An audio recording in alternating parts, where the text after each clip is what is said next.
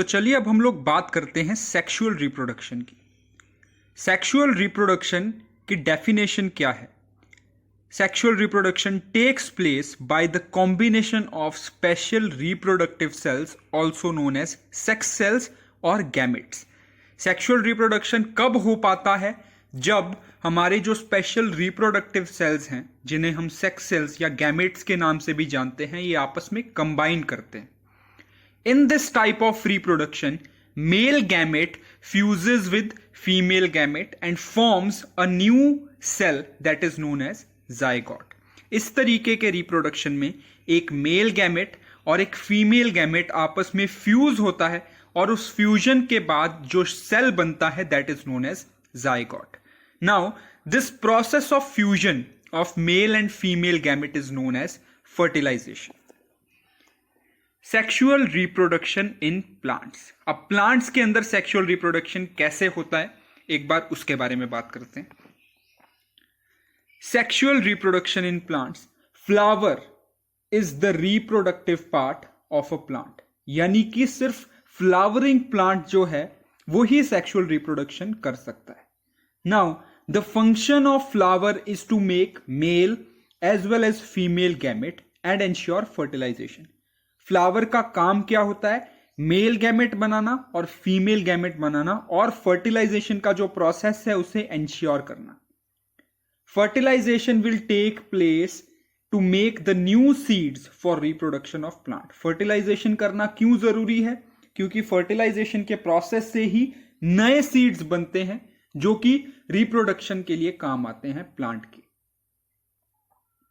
Steps of sexual reproduction in plant. अब plant के अंदर सेक्सुअल रिप्रोडक्शन कैसे हो पाता है, एक बार वो देखते हैं। Stamen is the male reproductive organ of flower which makes male gamete and it is present in pollen grains. इसके अंदर पोलन ग्रेन्स प्रेजेंट होते हैं। Stamen is the male reproductive organ of flower, whereas carpel is the female reproductive organ of flower. इसके अंदर ovules present होते हैं, they are also known as ova और eggs. Male gamete in pollen grains fertilise with the female gamete present in ovules. जो male gamete के अंदर pollen grains present हैं वो फर्टिलाइज करते हैं फीमेल गैमेट के अंदर जो एग्स प्रेजेंट हैं उनसे। Now fertilised egg grow within the ovules and become seed. जो फर्टिलाइज्ड एग है वो ओव्यूल्स के अंदर ग्रो करता है और सीड बन जाता है। Seeds produced by this plant is known as germination. जो जर्मिनेशन है वो प्रोसेस होता है for building up the seed under the presence of water, air and light. Water, air और लाइट के प्रेजेंस के अंदर सीड जो है वो ग्रो करता है by the process of germination. Main parts of flower. अब फ्लावर के अंदर ऐसे कौन कौन से मेन पार्ट्स हैं? सबसे पहले sepals, green leaf like parts on the outermost circle of flower is known as sepals. Flowers के जो आउटर मोस्ट सर्कल के ऊपर लीव्स लाइक स्ट्रक्चर होता है उसे सेपल बोला जाता है। अब सेपल्स का काम क्या है? Function of sepals is to protect flower in its initial stages. जब वो बड से फ्लावर बन रहा होता है उसके इनिशियल स्टेजेस में उस फ्लावर को प्रोटेक्ट करना सेपल्स का काम है। Petals, petals are colourful part of flowers, it lies inside the sepals. जो कलरफुल पार्ट होता है फ्लावर का, जो फूल की पंखुड़ियां होती हैं, उन्हें पेटल्स बोला जाता है। अब इन पेटल्स का काम क्या होता है? These petals attract insects to protect reproductive organs at the centre of flower. ये इंसेक्ट्स को अट्रैक्ट करते हैं पॉलिनेशन के लिए एंड रिप्रोडक्टिव ऑर्गन्स को भी प्रोटेक्ट करते हैं जो कि फ्लावर के सेंटर में मौजूद होते हैं। स्टेमन। Now what is स्टेमन? स्टेमन is the male reproductive organ of plant. Mail reproductive organ जो है वो प्लांट का स्टेमन होता है, और जो मेल गैमेट्स हैं वो स्टेमन के अंदर एक ऑर्गन है एंथर, उसके अंदर बनते हैं। Carpel, carpel is the female reproductive organ of plant. Female gametes of plant are made in ovary of carpel. Carpel जो है वो प्लांट का फीमेल रिप्रोडक्टिव पार्ट होता है और इसके अंदर जो ओवरीज प्रेजेंट होते हैं इनके अंदर फीमेल गैमेट्स बनते हैं। पॉलिनेशन। अब पॉलिनेशन क्या है? Transfer of pollen grains from anther of stamen to carpel, it is known as pollination. जब स्टेमन के एंथर से कार्पेल तक, यानी कि मेल रिप्रोडक्टिव ऑर्गन से मेल गैमेट जो है वो फीमेल रिप्रोडक्टिव ऑर्गन तक जाता है, that is known as pollination. ये दो तरीके से हो सकता है, self pollination and cross pollination. Self pollination, when pollen grains from anther of flower are transferred to stigma of the same flower or another flower on the same plant, it is known as self pollination। या तो उसी flower के anther से उसी flower के stigma के अंदर चले जाएंगे, या फिर उसी प्लांट के किसी दूसरे फ्लावर के स्टिग्मा के अंदर चले जाएंगे, that is known as self pollination. उस चीज को सेल्फ पॉलिनेशन बोला जाता है।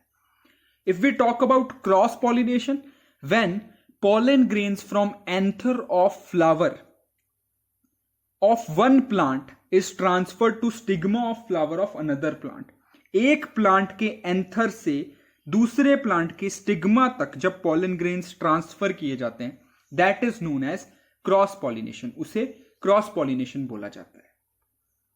फर्टिलाइजेशन। अब फर्टिलाइजेशन जैसा कि हमने समझा, मेल और फीमेल गैमेट्स के फ्यूजन को बोला जाता है, लेकिन प्लांट के केस में यह कैसे होता है, एक बार वो डिस्कस करते हैं। Fertilisation occurs when male gamete present in pollen grains join और fuses with female gamete present in ovule. Fertilisation तब पॉसिबल हो पाता है जब मेल गैमेट जो कि प्रेजेंट है पोलन ग्रेन्स के अंदर और फीमेल गैमेट जो कि ओवरीज यानी कि एग के अंदर प्रेजेंट है, ये दोनों आपस में फ्यूज करते हैं। अब ये जो प्रोसेस है ये कैसे किया जाता है?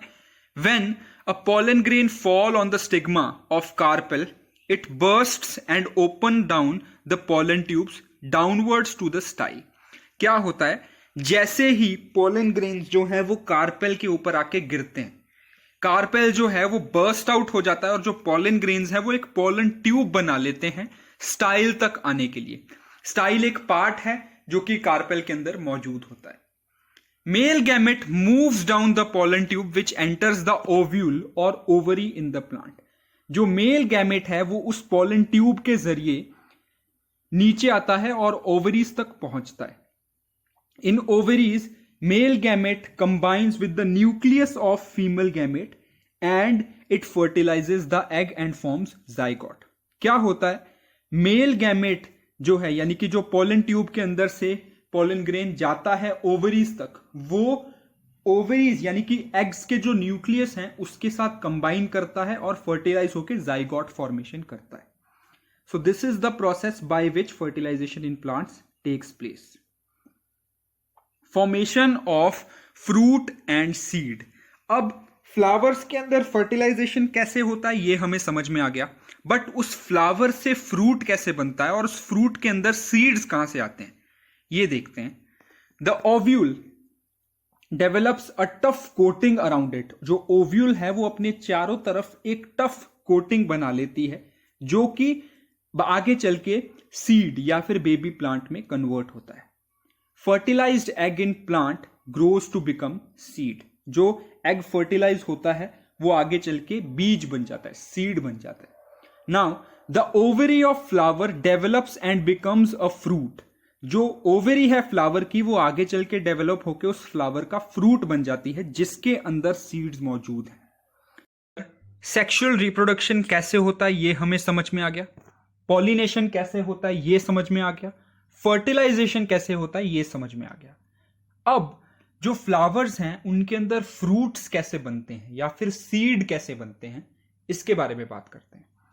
Ovule develops a tough coating around it and it gradually gets converted into seed. Ovule जो है वो अपने चारों तरफ एक टफ कोटिंग, एक बहुत ही स्ट्रॉन्ग लेयर बना लेती है जिसे हम सीड बोलते हैं। Seed is also known as baby plant.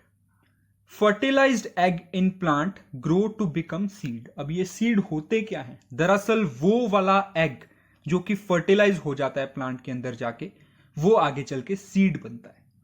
Now the ovary of flower develops and become a fruit. जो ओवेरी है वो फ्रूट बनती है आगे चल के डेवलप होके, जिसके अंदर ओव्यूल यानी कि सीड मौजूद होता है।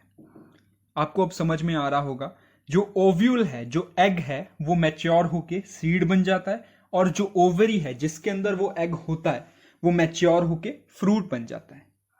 Now all the other parts of flower shed off except ovary.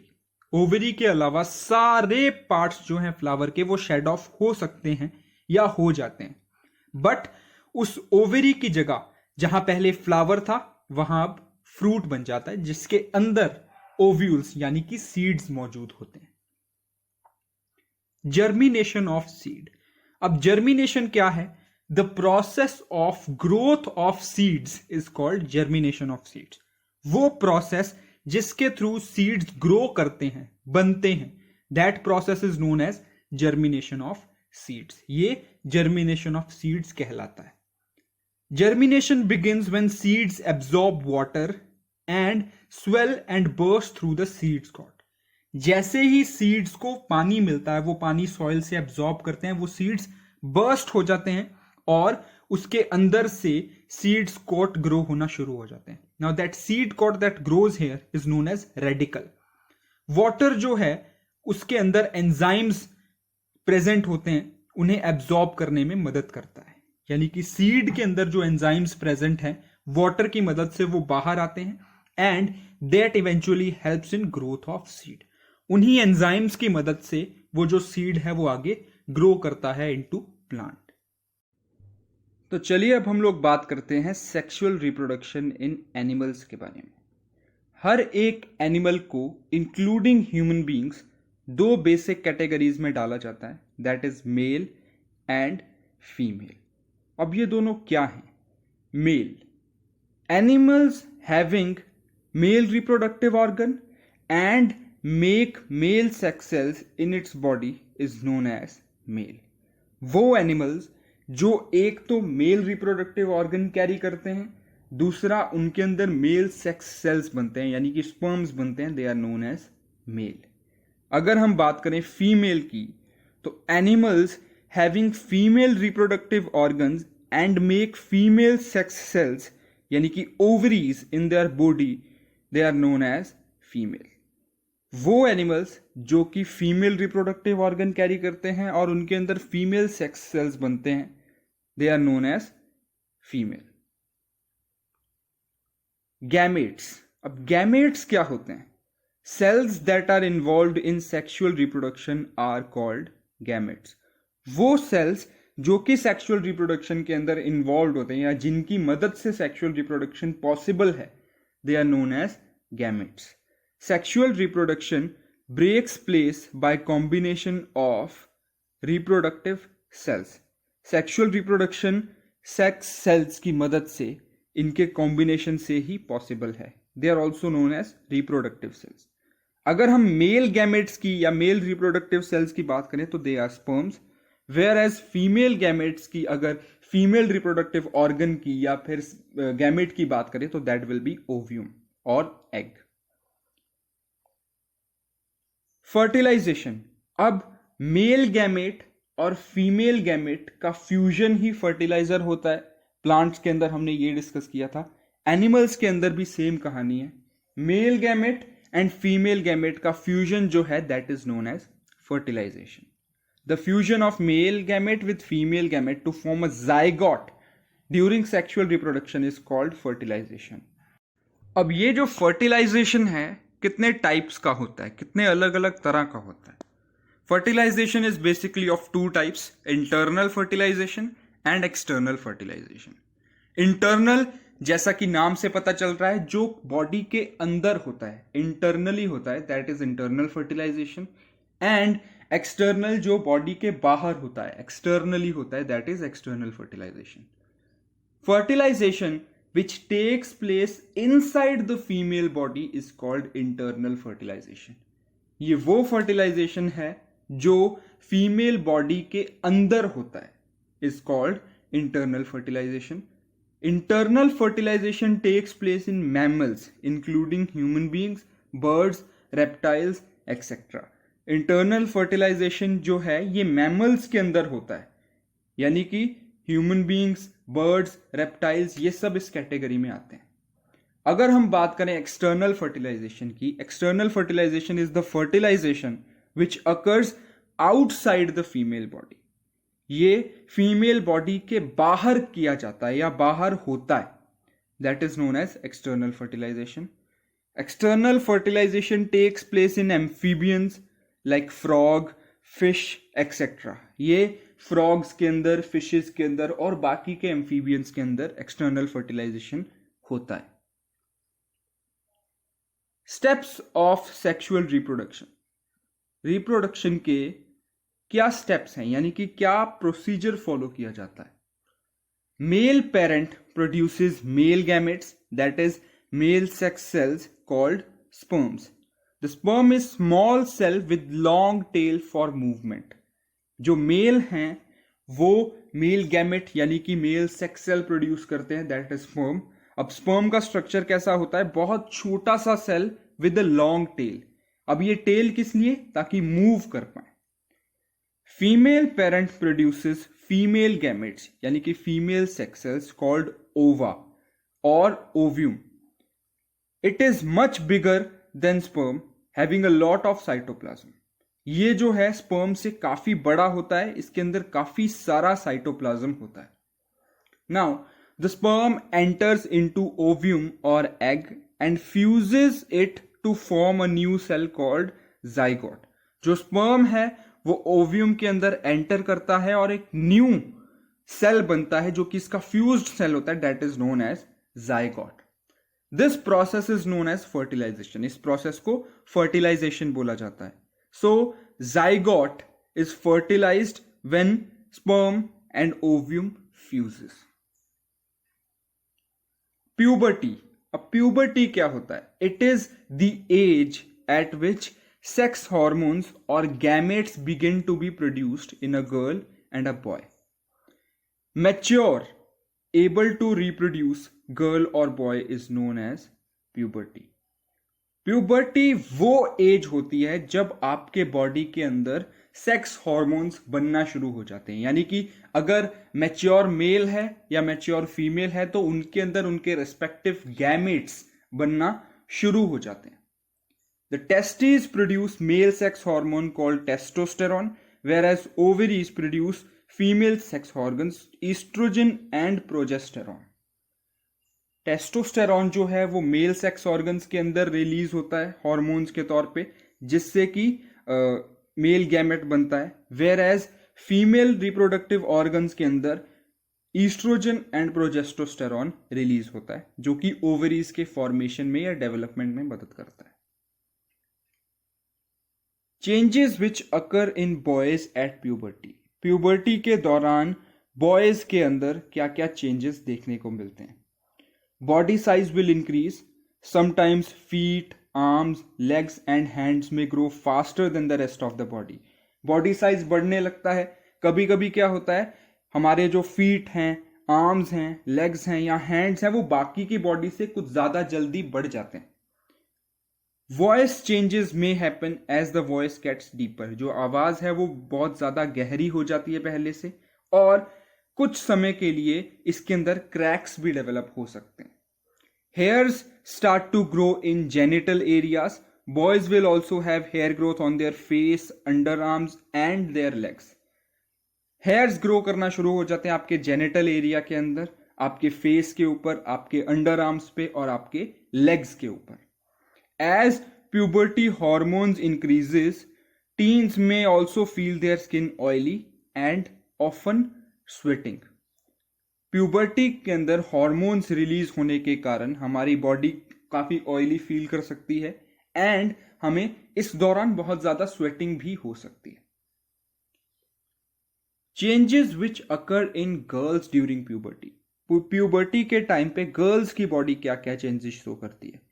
There may be an increase in hair growth, not only in pubic area but also under the arms, on the legs. Girls' body shape will also begin to change. There may be increase in height and weight. Body shape अचानक से change होना शुरू हो जाता है। Height और wait में अचानक से इंक्रीज आ जाता है। Her body size will increase with feet, arms, legs and hands beginning to grow in advance of the body. ये मेल्स की तरह ही होता है, बॉडी साइज इंक्रीज होने लगता है जिसमें कि फीट, आर्म्स, लेग्स और हैंड्स बॉडी से ज्यादा एडवांस तरीके से ग्रो होना शुरू हो सकते हैं। As puberty hormones increases, teens may have increase in oily skin and sweating. इनके अंदर भी जैसे ही प्यूबर्टी हॉर्मोन्स बढ़ते हैं ऑयली स्किन होना शुरू हो सकती है एंड स्वेटिंग होना शुरू हो सकता है। Tin girls will also menstruate or have menstrual periods often every month। इनके अंदर menstruation का जो process होता है, जो menstrual periods शुरू हो जाते हैं हर महीने, वो शुरू हो जाता है। This begins when body starts to make more hormones to get ready for reproduction। ये तब होता है जब हमारी बॉडी जो है ये ज्यादा हॉर्मोन्स प्रोड्यूस करने लगती है, which is basically a signal that the person is now ready for reproduction। Human reproductive system. अब ह्यूमन रिप्रोडक्टिव सिस्टम क्या है और इसके अंदर क्या क्या चीजें आती हैं? Human reproductive system is basically an organ system by which humans reproduce and bear their offsprings.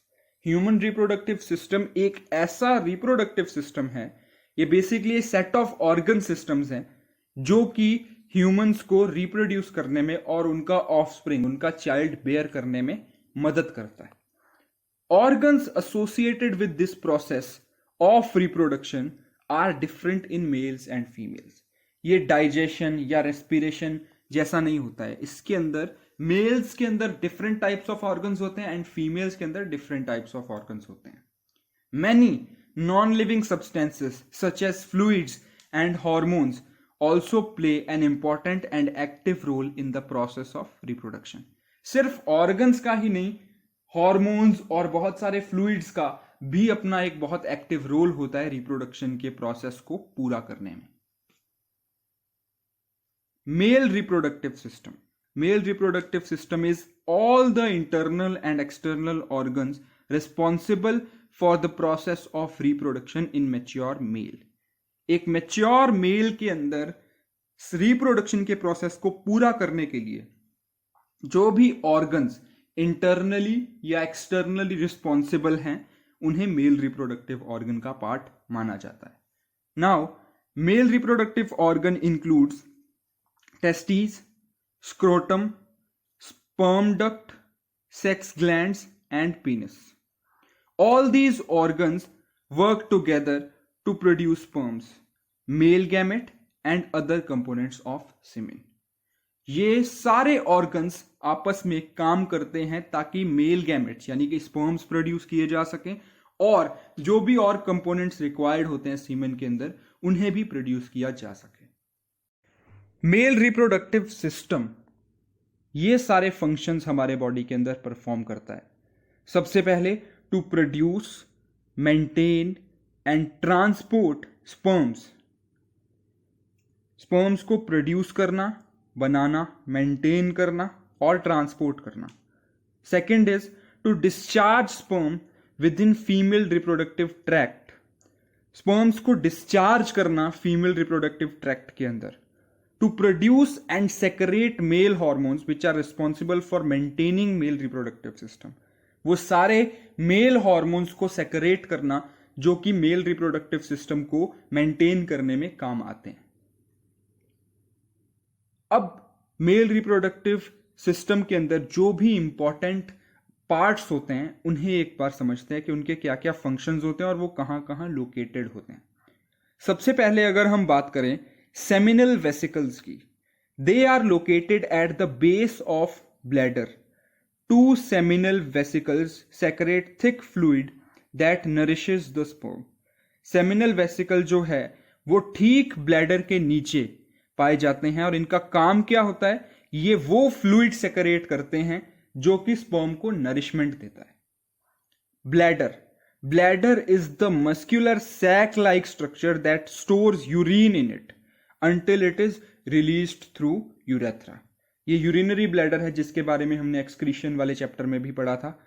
Bladder एक मस्क्यूलर सैक होता है जिसके अंदर यूरिन स्टोर्ड होता है until it is release from urethra. Prostate glands क्या हैं? The walnut sized glands that surround a portion of urethra and produces some fluid in semen. Prostate glands जो हैं ये बहुत छोटे होते हैं, ये यूरेथ्रा के दोनों तरफ होते हैं। इनका बेसिकली काम क्या होता है? दे प्रोड्यूस फ्लूइड इन सीमेन। सीमेन के अंदर जो फ्लूइड है ये प्रोस्टेट ग्लैंड्स बनाते हैं। वास डिफरेंस क्या है? Also called the duct deferens, is a thin muscular tube that transport sperm from epididymis to urethra. ये यूरेथ्रा के अंदर स्पर्म्स को ट्रांसपोर्ट करने का काम करती है, ट्यूब जैसा structure, that is known as vas difference.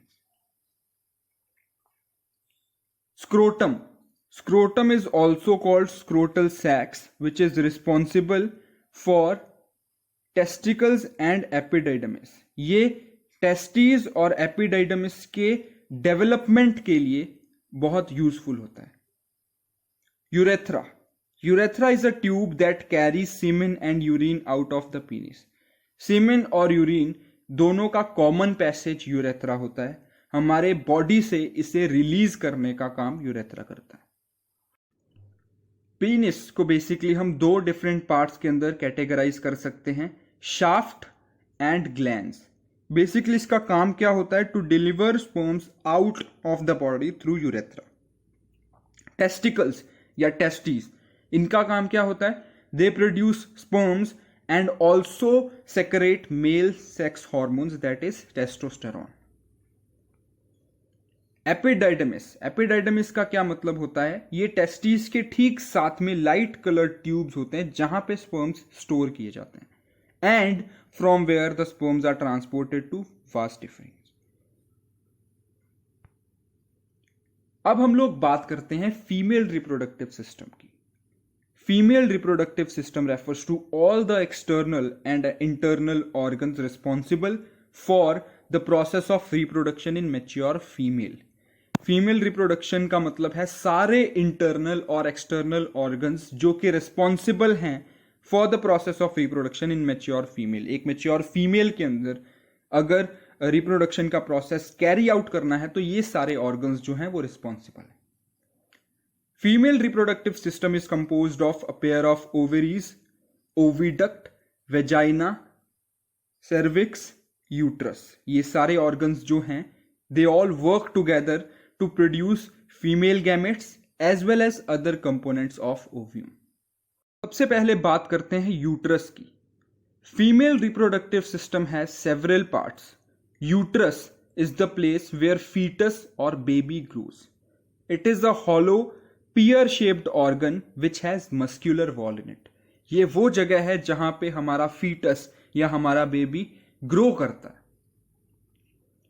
Ovaries, There are two ovaries, one on the either side of uterus. Uterus के दोनों तरफ एक एक ओवरी होती है। Ovaries make eggs और hormones like estrogen and progesterone. ये hormones secondary sexual characters develop करने के अंदर मदद करते हैं। Ovaries release eggs as part of women's cycle. This process is known as ovulation.